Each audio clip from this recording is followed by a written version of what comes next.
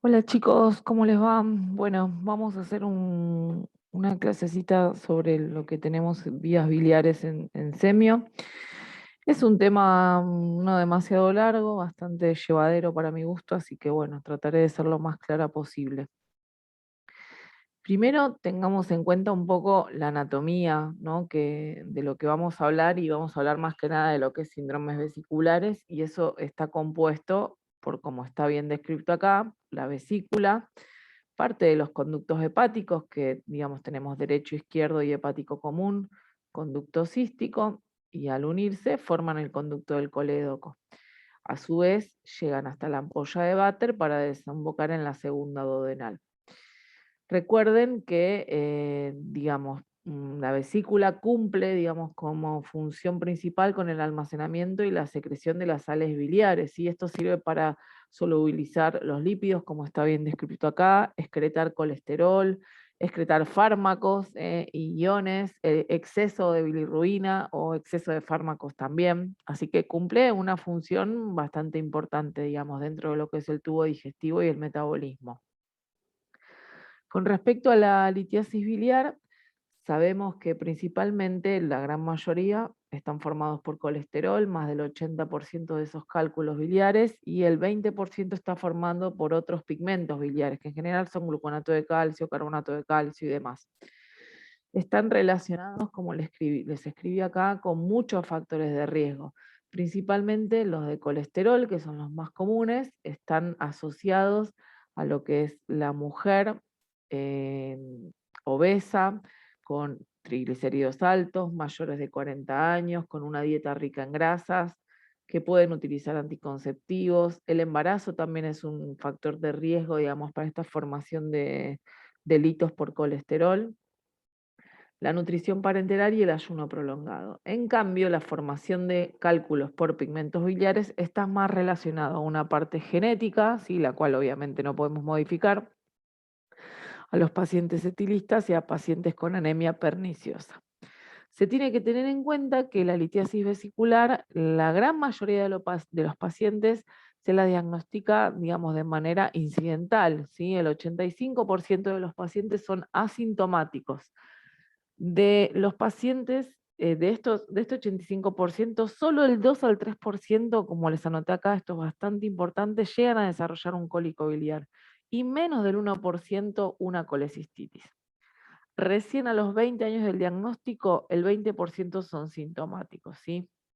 Respecto a la litiasis vesicular pura, digamos, sin ninguna complicación, tenemos que considerar que la clínica principal está asociada a lo que más nos importa a nosotros en semiología, a un tipo de dolor cólico, ¿sí? Habitualmente ubicado en hipocondrio derecho y o en el epigastrio, ¿sí? Habitualmente ocupa esa zona. Está asociada a presentarse después de las comidas, habitualmente ingestas copiosas, ¿sí? Y en general los cólicos suelen ser cortos, de 15 minutos, media hora, y habitualmente ceden, ¿sí? O pueden ceder con antiespasmódico, que es otra pregunta que tenemos que hacerle siempre al paciente, si ha tomado, no sé, Sertal, Buscapina, cualquiera de estos, digamos, que pueden provocar mejoría del dolor. El diagnóstico de la litiasis vesicular lo vamos a hacer principalmente por ecografía, como ya deben saber, ¿sí? Es un método que se utiliza mucho en lo que es vía biliar, así que estaría dentro de, para todos los síndromes que vamos a charlar, la ecografía cumple un papel como bastante importante. Con respecto a una de esas complicaciones de la litiasis, tenemos la colecistitis aguda, ¿sí? Que lo que provoca es fiebre, habitualmente acompaña el dolor en hipocondrio derecho y está asociado también a leucocitosis. Esto se relaciona básicamente a una infección en general de tipo bacteriana, ¿sí? Asociada a los gérmenes, digamos, de lo que es el tubo digestivo, y puede haber complicaciones como la perforación propia de la vesícula, hay personas que lo escribí mal, colecistitis enfisematosa también por Clostridium, que es bastante raro de ver, pero se puede ver. Y otra de las complicaciones que podemos encontrar es la presencia de fístulas hacia el intestino y la presencia también bastante frecuente de ver, digamos, dentro de esas complicaciones, los abscesos hepáticos y los intraabdominales, ¿sí? Es decir, fuera de la zona hepática, pero digamos cercana a esa anatomía de la vesícula. La clínica, obviamente, como les dije, el dolor en hipocondrio derecho sigue siendo, sigue siendo un dolor cólico y está relacionado con un dolor bastante más importante a la descompresión que a la palpación profunda, y eso se denomina, perdón, el dolor a la palpación profunda y a la descompresión se denomina signo de Murphy positivo, que esto un poco lo charlamos en la clase de semiabdominal del inicio. La fiebre está presente, por supuesto, por ser una causa infecciosa, y las náuseas y vómitos pueden acompañar esta situación. En general, a diferencia de lo que es un cólico biliar puro, digamos, como hablamos al principio, en general este tipo de situaciones genera dolores que persisten bastante más tiempo que 15 minutos, media hora, como les dije, de un cólico biliar común y corriente. Así que hay que tenerlo en cuenta en pacientes, como ya les digo, que tienen un dolor bastante intenso en hipocondrio derecho, fiebre y un laboratorio compatible. A veces la vesícula genera bastante inflamación, ¿sí? A medida que pasa el tiempo más, y puede generar una sensación, digamos, una masa abdominal por inflamación, obviamente, de todos los tejidos circundantes, y comprimen algunos de los conductos biliares, y a esto se lo llama síndrome de Mirici. Es una clasificación, digamos, para que tengan en cuenta, digamos, no simplemente es una de las complicaciones que pueden producirse en las colecistitis agudas. Como ya les dije, la leucocitosis es un dato muy importante y puede haber alteración del hepatograma y la amilasa simplemente porque, como ya sabemos, al ser un cólico biliar y al movilizar esos litos de la vesícula a los conductos, probablemente pueden alterar algo de las transaminasas y por eso alterar el hepatograma. Y incluso también otra complicación es la pancreatitis, de la que vamos a hablar un poquito más adelante. La ecografía es diagnóstica en el 95% de los casos. Recordemos que la colecistitis es el engrosamiento de la pared de la vesícula mayor a 5 milímetros. Lo que puede mostrar es eso, y también nos puede mostrar litiasis, tanto en la vesícula como en los conductos, y con obstrucción de la vía biliar, ¿sí? La colecistitis crónica se provoca por una infiltración inflamatoria crónica, como bien dice la definición, por episodios repetidos de colecistitis o cálculos que provocan irritación de la pared y forman lo que se llama una vesícula en porcelana, ¿sí?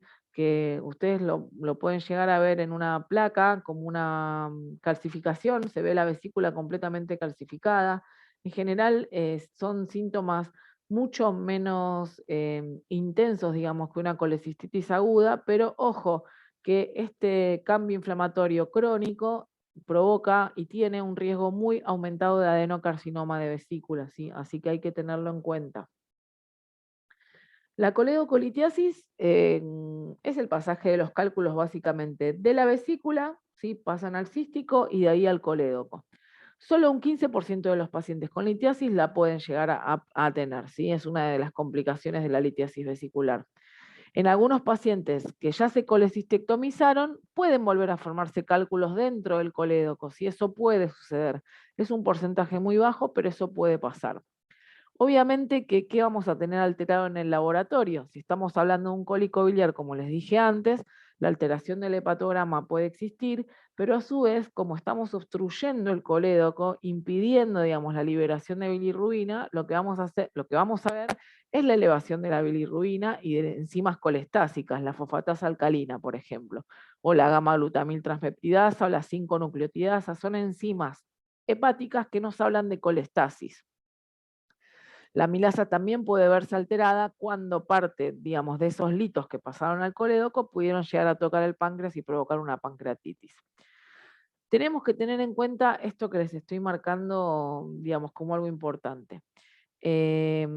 Cuando la vesícula se palpa y no es dolorosa, es un signo bien característico de la semiología que se llama signo de Barry-Pick. En un paciente ictérico, o sea, una ictericia indolora con una vesícula palpable, lo primero que tenemos que pensar es en un tumor de páncreas, que es uno de los más comunes de los tumores, digamos, de la zona de la ampolla y demás, tumores de la vía biliar o ampulomas, ¿sí? Eh, es importante tenerlo en cuenta porque ya les digo, la ictericia indolora con una vesícula palpable es sinónimo, así como regla, digamos, a grandes rasgos, de cáncer de páncreas. No hay que olvidarse de eso, es muy importante. Si la vesícula no se palpa, ¿sí? y un paciente sí está ictérico y habitualmente viene con dolor cólico en hipocondrio derecho, ya ahí el paciente cambia y ya uno no piensa en un cáncer de páncreas, sino que podría pensar que esa litiasis vesicular de la que hablamos característicamente con dolor en hipocondrio derecho pasa al colédoco y por eso provoca ictericia. La pancreatitis aguda biliar da dolor bastante similar, la amilasa se eleva, como les dije, y esto va a estar más desarrollado en la clase de síndromes pancreáticos. No me quise medio meter en esto, me parece que lo van a tener, digamos, como más importante en la clase de síndromes pancreáticos. La colangitis es otra complicación y está caracterizada por ser, digamos, un lito obstruido en el colédoco habitualmente, pero con infección de la vía biliar, por lo que provoca dolor en el hipocondrio derecho, fiebre e ictericia. Esto se lo denomina tríada de Charcot. Es una urgencia, digamos, dentro de, digamos, de los síndromes vesiculares, ya que habitualmente si hay un lito enclavado en el colédoco, el cual no llega, digamos, a digamos, pasar la vía biliar, digamos, a liberarse en el intestino, lo que hay que hacer, aparte de darle antibióticos, obviamente, porque también son los gérmenes propios del tubo digestivo los que la provocan, uno debe desobstruir la vía biliar. ¿Cómo se desobstruye la vía biliar? En general lo hacemos por un estudio que se llama colangiografía pancreática retrógrada, ¿sí? CPR, seguramente lo deben haber escuchado en la sala con algún paciente, pero es un procedimiento tipo una endoscopía, donde ingresamos con un endoscopio justamente y una cámara, donde se puede entrar, digamos, a nivel de la ampolla, ¿sí? Y dentro del colédoco se extrae el lito, ¿sí? Y así se desobstruye la vía biliar. Es importante porque, ya les digo, es una infección bacteriana, que si uno no desobstruye esa vía, esto puede terminar en un shock séptico, ¿sí? Puede ser bastante grave. Otra cosa que tenemos en cuenta es la cirrosis biliar secundaria. Se da en pacientes básicamente que tienen obstrucción continua o intermitente de la vía biliar por litos. En pacientes que tienen estenosis de la vía biliar posquirúrgica es mucho más común que haya obstrucciones de este tipo, pero no es algo tan frecuente de ver. Se los nombro como un dato de color. Está también la cirrosis biliar primaria, que seguramente lo van a tener más desarrollado en el libro en la parte de cirrosis. La cirrosis biliar primaria está asociada a la destrucción de los conductos biliares, ¿sí?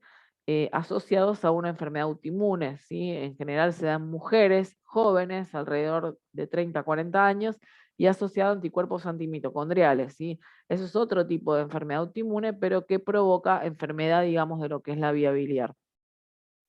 Como ya les puse acá también, la colecistitis salitiásica es una complicación grave con una alta mortalidad, es una necrosis aguda de la vesícula, es multifactorial, está relacionada básicamente con situaciones de estrés o pacientes con internaciones graves, y el 10% de las colecistitis corresponden a este tipo de alteración, y en general da una masa palpable e ictericia. Se debe tener en cuenta que al presentarse en pacientes críticos, y habitualmente pacientes de terapia, no sería indicación sacar la vesícula en ese momento, como lo haríamos si en un paciente con litiasis vesicular. La colecistitis alitiásica puede, digamos, tratarse con los antibióticos, pero más allá de eso hay que drenar la vesícula. Se hace una colecistostomía, ¿sí? Esto es algo puramente quirúrgico, es un dato de color lo que les estoy dando, pero para que tengan en cuenta de que el tratamiento es distinto, ¿sí? Por la alta mortalidad y por ser pacientes en tan grave estado, lo único que se hace es un drenaje de la vesícula.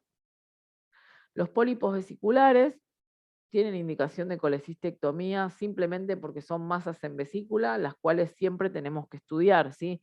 Si bien son benignos, podemos saber si es benigno o no, teniendo la anatomía patológica, y eso es en una cirugía, obviamente. El cáncer de vesícula, si bien es poco frecuente, es quise poner pero, el más común de la vía biliar y me quedó peor. El más común de la vía biliar es este tipo de tumores. Está asociado, como les dije antes, con la colecistitis crónica y la vesícula en porcelana, así que hay que tener en cuenta, digamos, esos datos de antecedentes. Los síntomas son propios de una colecistitis. El dolor en hipocondrio derecho, ¿sí?